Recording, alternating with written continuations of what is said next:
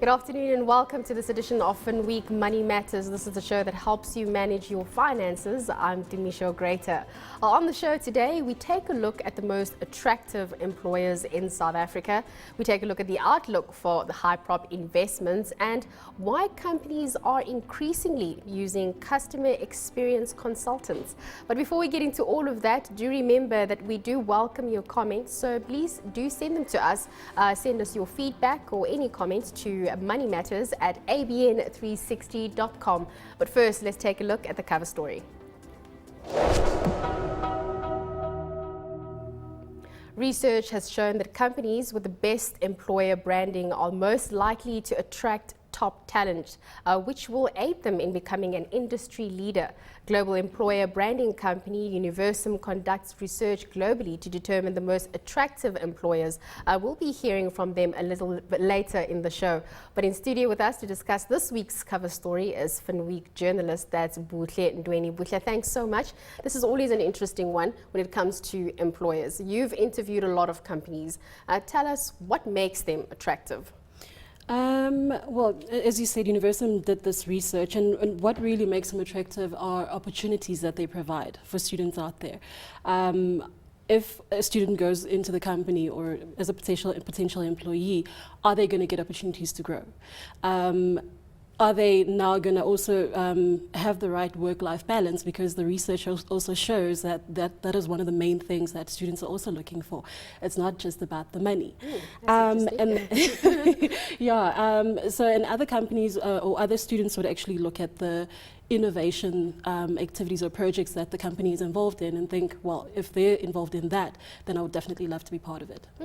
What was also interesting from this particular research was that state-owned entities were still ranked at the top. We've seen negative headlines around state-owned entities. Why do people still want to work for them? Okay. The thing about it is, as much as there are those negative headlines, you sometimes find that these state-owned entities have got capital projects that they're working on. For instance, Transnet has got infrastructure projects so that they have engineering students actually ranked it as a top 2 company that they find as the most attractive employer.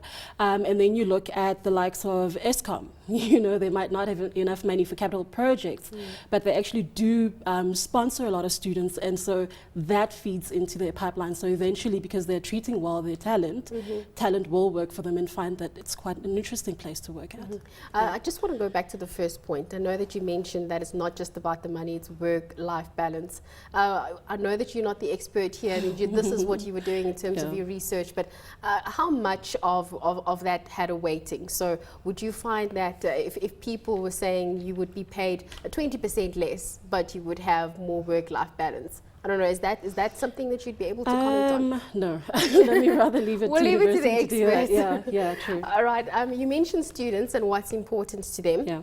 Are there different strategies that we're seeing these companies employing in order to get attention? So what are they doing? Are they on social media? For instance, South African breweries obviously goes back on campus, speaks to these students, but then what they also do is they have their former graduates go on campus and say, hey, this is how we're finding the working place there, and that feeds into the environment. And then while speaking to KPMG, obviously they'll be later on in the show, but what they do is if they have a former alumni or someone that works for them that is passionate about lecturing, they're like, go ahead, go for it. And because the students on campus actually see this lecturer from that company, it feeds to say, okay, we really would love to work for that brand. You know, it's an appealing brand to us.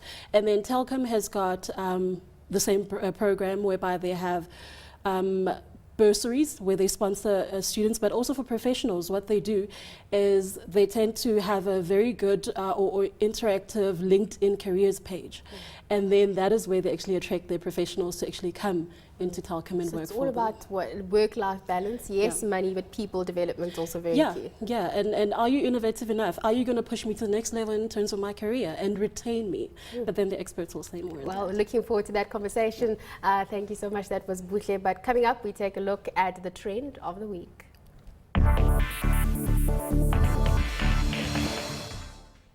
Never before have companies so feared their customers. It only takes one furious tweet or indignant Facebook post to spark a firestorm that even the most skilled public relations team cannot contain.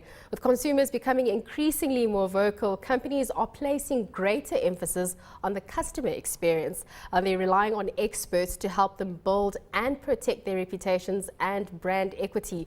While in our Cape Town studio to discuss this further is Debbie Goodman-Bhyat, who's the CEO of Jack Hammer Executive Headhunters. Debbie, thanks for your time. I just want to know this new trend that we are seeing. What do we call them? Customer experience experts.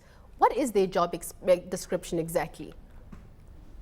Okay, well, that differs obviously from company to company and the level at which they're going to come into the organization. But really, in a nutshell, this is the individual who owns the customer experience, which is a bit of a broad term, but they're primarily there to do two things. The one is to drive attraction and retention of customers, and the second is to fix problems and complaints. Okay, that sounds like quite a handful that they'll need to do. We've seen a number of corporates globally pouring in a lot of money to this particular skill. How is South Africa stacking up? Well, we're a little bit behind the curve. I'm seeing globally that organizations such as Cisco, FedEx, Walgreens, they've all got this role as the customer experience individual sitting on their C-suite, meaning the chief customer expert or chief customer experience manager. In South Africa, we're a little behind the curve, but nevertheless, the person that was previously responsible for customer matters has been moved from the back office and now has responsibility in cross-functional capacity and is now at a more senior management level, sometimes sitting at executive level in certain organizations. Debbie, do we have the expertise to do that? You're talking about somebody who was in back office and now being put in this particular position where they need to manage the brand integrity of a company. Is that one of the reasons why we are falling behind or are behind the curve as you speak? Not necessarily. I mean, it's a different kind of individual that's now sitting in these senior customer experience and customer relationship roles. Nowadays, this individual is somebody who really needs to be able to leverage technology, leverage big data, be able to influence through multiple stakeholders cross-functionally in an organization. So whilst there's not necessarily a specific course or degree that one can go on in order to learn how to do this, the individual is going to have a degree of customer experience, customer management, possibly marketing, certainly digital and online exposure, because all of these things interface with this particular portfolio in an organization. Debbie, an interesting stat that I picked up, research apparently has shown that it takes 6 to 7 times or more, and it's actually more costly by 6 to 7 times to get a new customer than to retain one. So this has been proven, this is true. Mm-hmm. Yes, this is true. I mean, there are many organizations that have really managed to measure